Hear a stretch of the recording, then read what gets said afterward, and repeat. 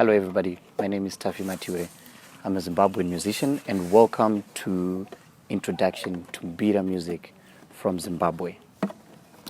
So with me here is a typical Nyunganyunga instrument that is used on social gatherings in Zimbabwe. So the purpose of this lesson, I'm just going to take you on a brief tour on how it is tuned and its structure, right?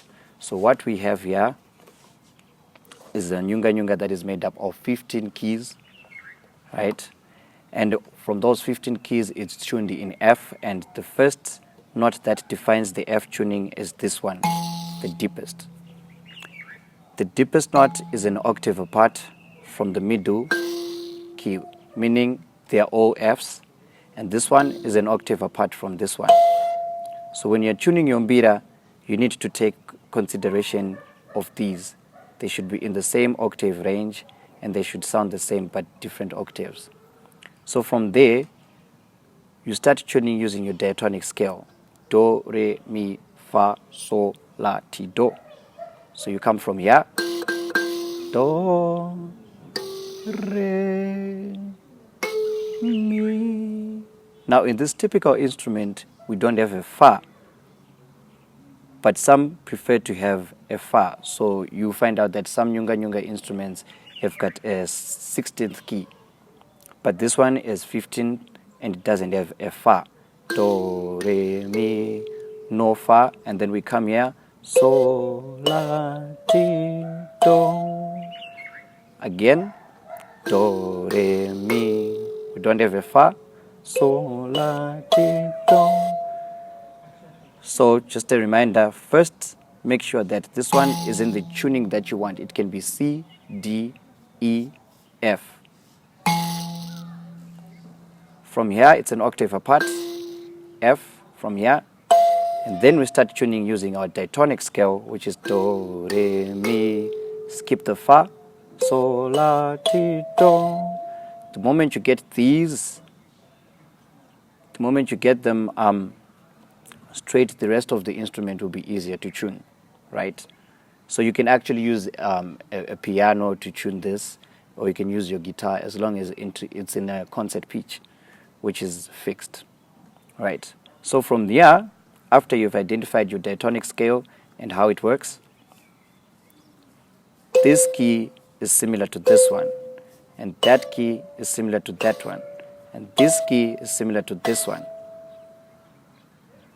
So all this can be done after discovering that all these keys have been arranged nicely in a diatonic manner, right? So this one should supposed to sound the same as this one. Same applies, same applies, same applies, same applies. Now the bottom keys on my right side are an octave apart from the top keys.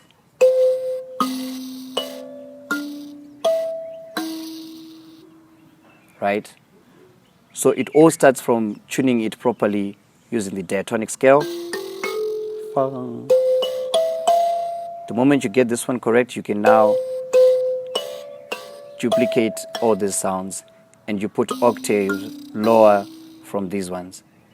That will actually make you have a complete set of the whole instrument. Now there is one more key that is an indifferent key, but it sounds the same octave as one of the keys which are in here.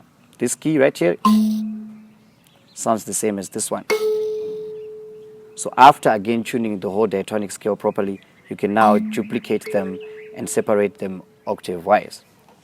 Now that's how you tune it. Now I'm going to go to the next step, which is how do you identify the keys. Now since this is made up of 15 keys, this is how you count your 15 keys from 1, 2, 3, 4, 5, 6, 7, 8, 9, 10, 11, 12, 13, 14, 15. Again, 1, 2, 3, 4, 5, 6, 7, 8, 9, 10, 11, 12, 13, 14, 15. Now, what do you use when you're playing this instrument? You use these three fingers.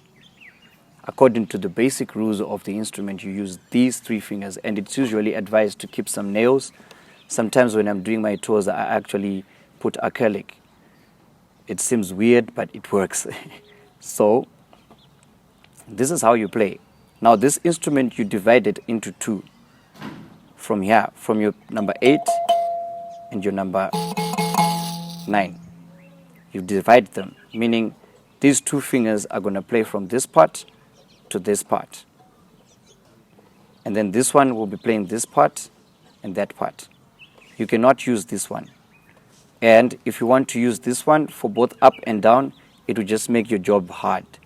But then it's easier to put a division of labor in order to make the instrument sound very well, right? So when I go like, I want you to play 1, 2, 3, 4, 5, 11.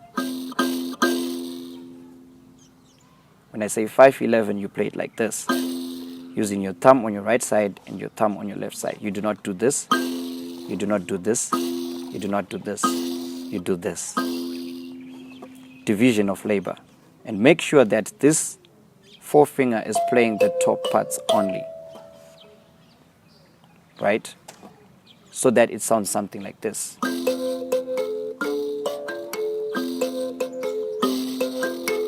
Imagine if I were to do this.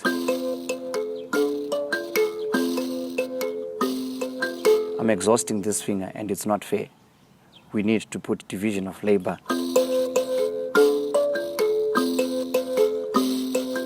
Now you hear this buzzing sound that you hear when I play. It's from these bottle caps.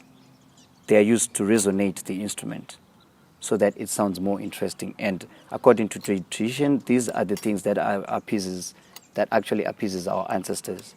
These are the things that communicate the most when we want to do a traditional ceremony. These ones right here. And if you see this is for the acoustics. Some use a gourd, like some do actually do farming for gourds. But if you're an ordinary carpenter, you can actually create something out of this acoustic housing. And some actually want to amplify it more by adding a plug right here, a plug that you can actually connect to your PA system for bigger performances. So I would like to thank you so much for having a great lesson with me today. Please do subscribe for more lessons and introduction to mbira music for beginners.